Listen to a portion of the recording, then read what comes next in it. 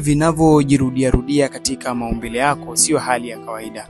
Unaweza ukaona labda kama ni kama mchezo kanaendelea katika mwili wako, lakini hizo ni ishara za kuonyesha kwamba tayari mwili wako umeshapokea virusi, umeshapokea maambukizi. Hasa kadri siku zinavyozidi kwenda, usipochukua hatua, maana yake hivyo vipele vitakuja na kuongezeka zaidi, na mwisho wa siku vitabaki, maana yake havitaondoka katika sehemu hiyo na vinaweza vikasababisha vidonda. Wapo watu wengi sana ambao walipouzia hali hiyo kwa kuona kwamba ni vipele vya kawaida, lakini sasa hivi wanateseka kwa kiasi kikubwa.